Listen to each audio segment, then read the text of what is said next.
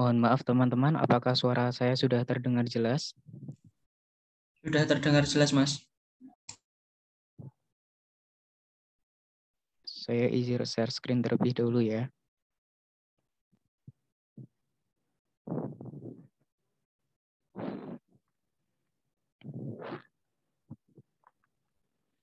Baik, Assalamualaikum warahmatullahi wabarakatuh. Perkenalkan kami dari kelompok 4 dengan anggota Muji Lestari, Wikayatun Nikmah, Sekar Arum Husnul Khotimah, Latif Muhammad Faizal, Greito Fendi Nugroho, dan AM Taufik Rohim akan mempresentasikan hasil diskusi kelompok kami tentang pemerintah pusat dan pemerintah daerah. Untuk pemaparan selanjutnya akan disampaikan oleh rekan-rekan saya. Silakan kepada Mbak Arum untuk mulai mempresentasikan. Baik, pertama pembahasan kami adalah mengenai pemerintah. Pemerintah adalah sistem yang menjalankan wewenang dan kekuasaan yang mengatur kehidupan sosial, ekonomi, dan politik suatu negara atau bagian-bagiannya. Nah, pemerintah itu terdiri atas pemerintah pusat dan pemerintah daerah. Antara pemerintah pusat dan pemerintah daerah itu dihubungkan atas garis komando.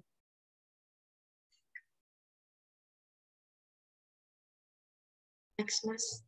Baik, pemerintah pusat adalah sistem kepemerintahan yang mengatur tentang penyelenggaraan urusan pemerintahan pusat atau negara yang dipimpin oleh presiden dan wakil presiden dan dibantu oleh para menteri. Fungsi dari pemerintah pusat itu terdiri dari pemerintahan eksekutif, legislatif, dan yudikatif. Untuk pemerintahan eksekutif itu adalah presiden dan atau wakil presiden dan para menteri di kabinet. Sedangkan legislatif itu terdiri atas Majelis Permusyawaratan Rakyat atau DPR, Dewan Perwakilan Rakyat atau MPR, dan Dewan Perwakilan Daerah atau DPD. Sedangkan yudikatif itu ada Mahkamah Agung dan Mahkamah Konstitusi.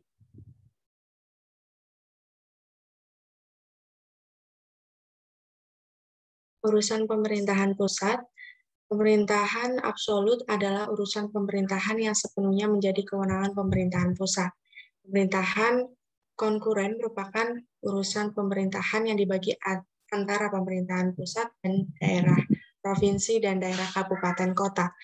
Pemerintahan umum adalah urusan pemerintahan yang menjadi kewenangan presiden sebagai kepala pemerintahan seperti pembinaan wawasan kebangsaan, pembinaan persatuan, dan kesatuan bangsa, serta penanganan konflik.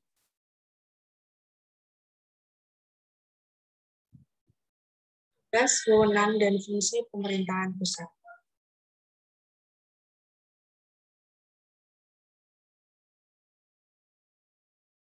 Pertama adalah presiden sebagai kepala pemerintahan mempunyai tugas dan wewenang memegang kekuasaan pemerintahan menurut Undang-Undang Dasar Pasal 4 Ayat 1, menetapkan peraturan pemerintah dalam menjalankan undang-undang sebagaimana mestinya yang diatur dalam Pasal 5 Ayat 2 Undang-Undang 1945, membentuk Dewan Pertimbangan yang bertugas memberi nasihat dan pertimbangan kepada Presiden diatur dalam Pasal 16, mengangkat dan memberhentikan menteri-menteri diatur dalam Pasal 17 Ayat 2, mengajukan rancangan undang-undang kepada DPR diatur dalam Pasal 5 Ayat 1, bersama-sama DPR menyetujui setiap rancangan undang-undang diatur dalam Pasal 20 Ayat 2. Selanjutnya akan disampaikan oleh rekan saya.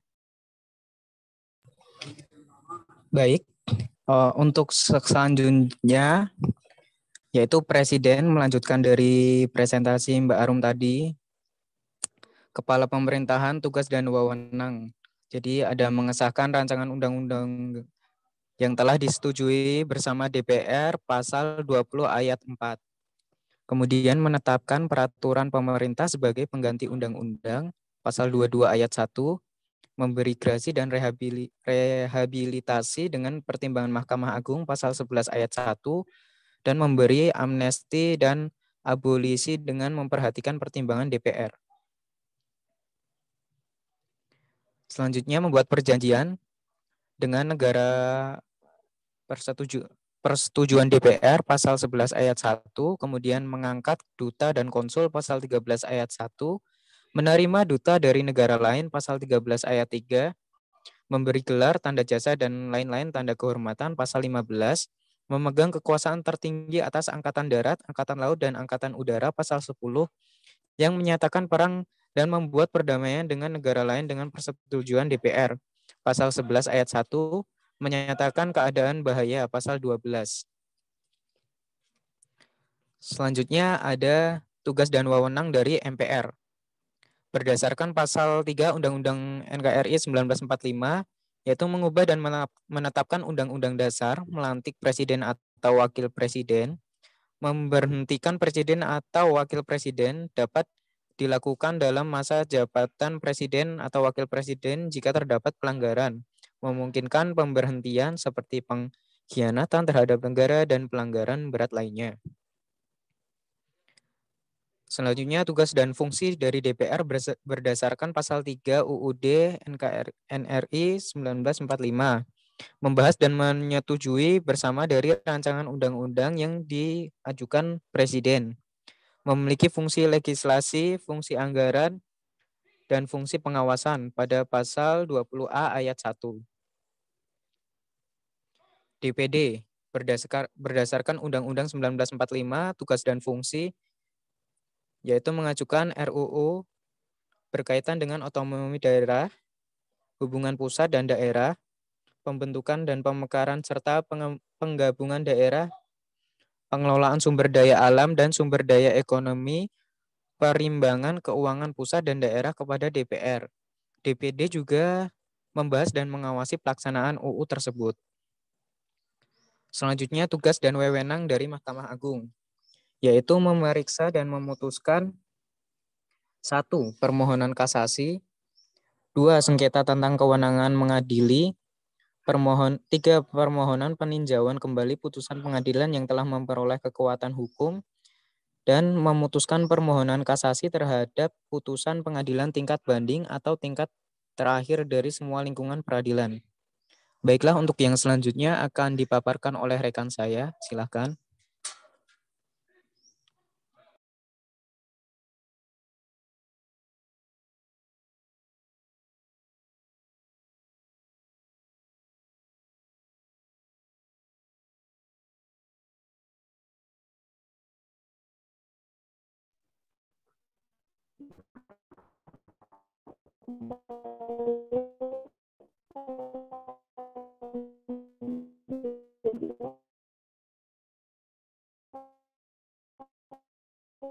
Yaitu Mahkamah Konstitusi yang pertama menguji undang-undang kewenangan membaca, yang ketiga memberikan putusan terkait perselisihan mengenai hasil pemilihan umum, kemudian sementara tugas Mahkamah Konstitusi ialah memberikan putusan terkait dengan pendapatan daerah, Dewan Perwakilan Rakyat soal dugaan penyelenggaraan oleh presiden dan atau wakil presiden.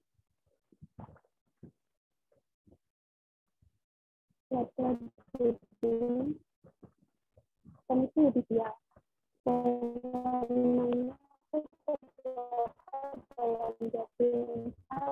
ayat 1 UUD 1900 ayat 1 huruf A sampai dengan UUD nomor 24 tahun 2003 yang isinya mengusulkan peningkatan hakim agung dan hakim Mahkamah Agung pada DPR agar diperoleh persetujuan. Yang kedua, menjaga dan menegakkan kehormatan, keluhuran martabat serta perilaku hakim. Yang ketiga, menetapkan kode etik dan atau pedoman perilaku hakim atau KEPPK bersama Mahkamah Agung. Yang keempat, menjaga dan menegakkan pelaksanaan kode etik dan atau pedoman perilaku hakim. Selanjutnya, tugas Komisi Yudisial berdasarkan pasal 20 UU nomor 18 tahun 2011. Yang pertama, menjaga dan menegakkan kehormatan, keluhuran martabat serta perilaku hakim, mengupayakan peningkatan kapasitas dan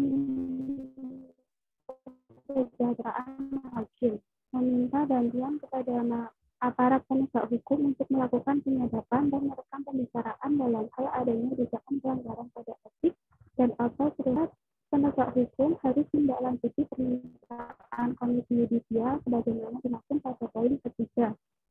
Kemudian mengatur usulan pengangkatan hakim agung dan hakim di Mahkamah Agung pada DPR untuk memperoleh persetujuan.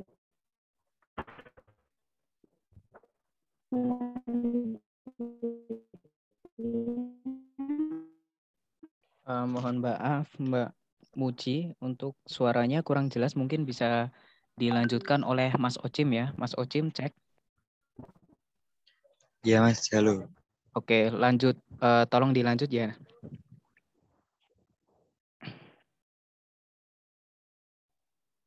Oke, baik Mas. Jadi selanjutnya yaitu permasalahan di pemerintahan pusat. Oke, untuk permasalahannya, permasalahan hubungan kabinet pelaksanaan pemerintahan pusat dan pemerintahan daerah. Contohnya, konflik gedung politik ilmu permasyarakatan dan politik imigrasi. Di Kota Tangerang yang menghentikan pelayanan karena alasan lahan yang masuk ke dalam RTH. Pemerintah pusat telah mencabut 3.143 peraturan daerah atau perda yang dianggap menghambat proses perizinan dan investasi serta menghambat kemudahan berusaha. Konstruksi hubungan pusat dan daerah memiliki masalah ketidakjelasan model pembagian kewenangan antar tingkat pemerintah. Selanjutnya itu lembaga pemerintah pusat. Setelah amandemen lembaga permusyawaratan MPR, ada lagi lembaga kepresidenan, Komisi Yudisial atau KY, Dewan Perwakilan Rakyat DPR, Mahkamah Agung atau MA, Badan Pemeriksa Keuangan atau BPK, Dewan Perwakilan Daerah atau DPD, Mahkamah Konstitusi atau MK.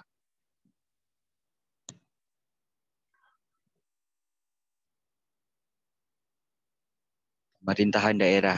Penyelenggaraan urusan pemerintahan oleh pemerintah daerah dan DPRD menurut asas otonomi dan tugas pembantuan dengan prinsip otonomi seluas-luasnya dalam sistem dan prinsip negara kesatuan Republik Indonesia sebagaimana dimaksud dalam UUD 1945 nomor 32 tahun 2004 tentang pemerintahan daerah pasal 1 ayat 2. Penyelenggaraan pemerintahan daerah. Urusan pemerintahan dibagi berdasarkan kriteria eksternalitas, akuntabilitas, dan efisiensi dengan memperhatikan keserasian hubungan antara susunan pemerintah. Menjalankan dengan otonomi seluas-luasnya untuk mengatur dan mengurus sendiri urusan pemerintahnya berdasarkan asas otonomi dan tugas pembantuan. Menjalin hubungan dengan pemerintah pusat dan pemerintah daerah lainnya, meliputi wewenang, keuangan, pelayanan umum, pemanfaatan sumber daya alam, dan sumber daya lainnya. Penyelenggaraan pemerintah daerah didasarkan atas asas-asas pemerintahan daerah yang terbagi menjadi 4, yaitu sentralisasi, desentralisasi, dekonsentrasi, dan tugas pembantuan.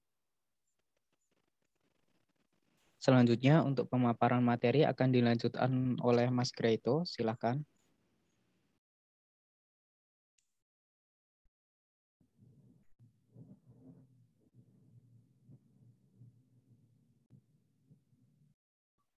Baiklah, yang selanjutnya adalah pemerintah dan perangkat daerah.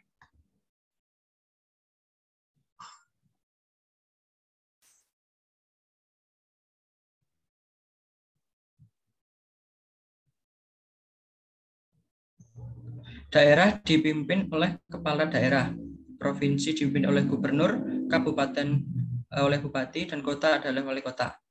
Kepala daerah mempunyai kewajiban untuk yang pertama adalah memberikan laporan penyelenggaraan pemerintahan daerah kepada pemerintah. Kemudian memberikan laporan keterangan pertanggungjawaban kepada DPRD. Kemudian menginformasikan laporan penyelenggaraan pemerintahan daerah kepada masyarakat.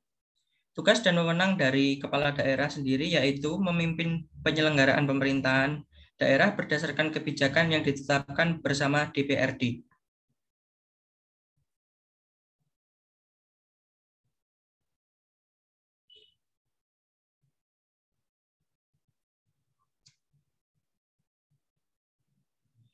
Selanjutnya adalah permasalahan. Yang pertama adanya eksploitasi pendapatan daerah, kemudian kondisi SDM aparatur pemerintahan yang belum menunjang sepenuhnya pelaksanaan otonomi daerah.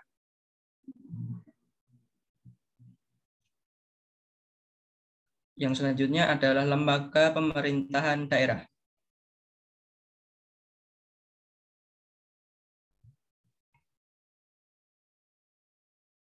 Baik, di sini saya akan melanjutkan presentasi dari Mas Graito. Selanjutnya ada kepala daerah, yaitu kepala daerah merupakan pimpinan lembaga yang melaksanakan peraturan perundang-undangan. Wakil kepala daerah bertanggung jawab kepada kepala daerah. Jika kepala daerah meninggal atau tidak menjalankan kewajiban selama 6 bulan, maka wakil kepala daerah yang mengambil alih. Kepala daerah dan wakil kepala daerah terbagi atas daerah provinsi, kabupaten, dan kota. Selanjutnya terdapat Dewan Perwakilan Rakyat Daerah, yaitu memiliki 3 fungsi, yaitu fungsi legislasi, anggaran, dan fungsi pengawasan. Memiliki 3 hak, yaitu hak interpelasi, hak angket, dan hak menyatakan pendapat. Membuat kebijakan daerah untuk melaksanakan otonomi daerah bersama pemerintah daerah, dan DPRD terbagi atas DPRD provinsi, kabupaten, dan kota.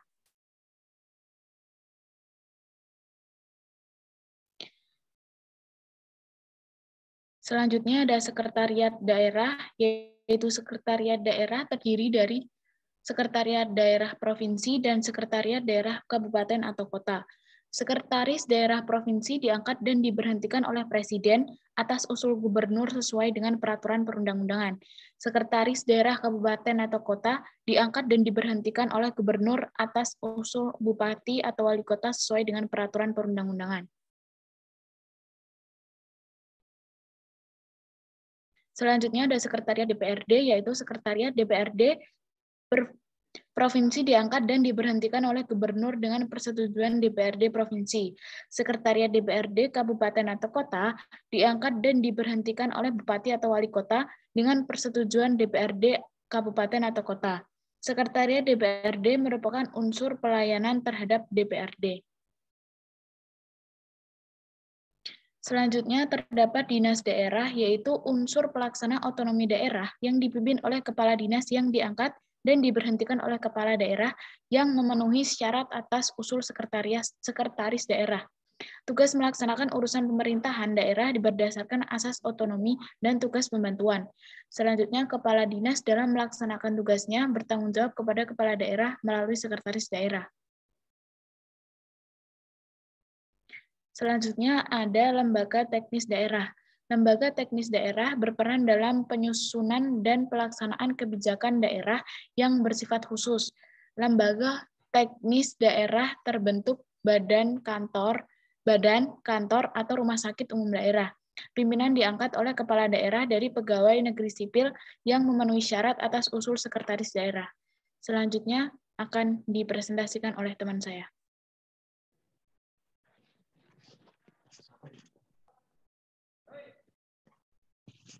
Baiklah, cek apakah suara saya terdengar dengan jelas. Dengar Dengar jelas.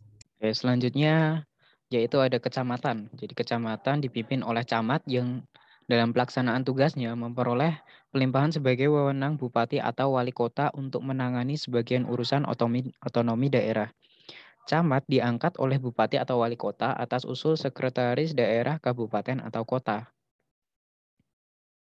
Kemudian ada kelurahan. Jadi kelurahan ini dipimpin oleh seorang lurah yang dalam pelaksanaannya tugasnya itu memperoleh pelimpahan dari bupati atau wali kota. Lurah diangkat oleh bupati atau wali kota atas usul camat. Ada desa, jadi desa ini diberikan penugasan ataupun pendelegasian dari pemerintah ataupun pemerintah daerah untuk melaksanakan urusan pemerintah tertentu. Kepala desa dipilih langsung oleh dan dari penduduk desa warga dengan masa jabatan 6 tahun.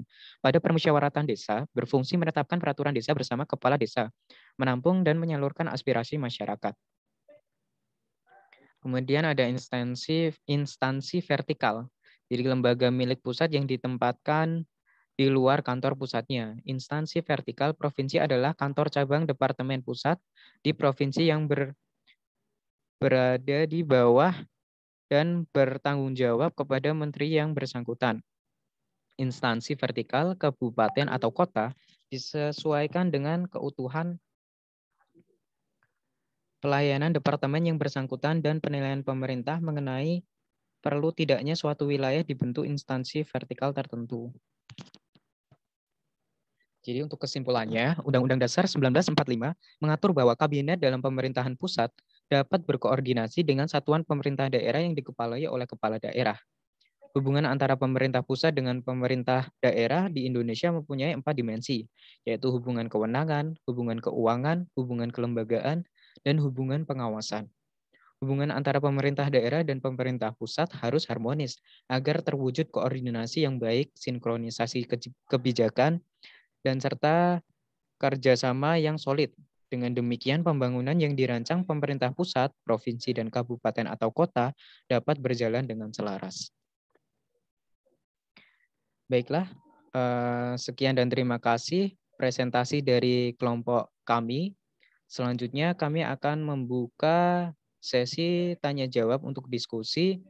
Silakan bagi teman-teman yang ingin bertanya terkait presentasi yang sudah kami paparkan, bisa menuliskan pertanyaannya di forum diskusi. Untuk pertanyaannya, kami membuka 4 penanya. Bagi yang ingin bertanya, silakan mengisikan pertanyaannya. Baiklah, mungkin itu saja dari kelompok kami. Kurang lebihnya mohon maaf. Wassalamualaikum warahmatullahi wabarakatuh.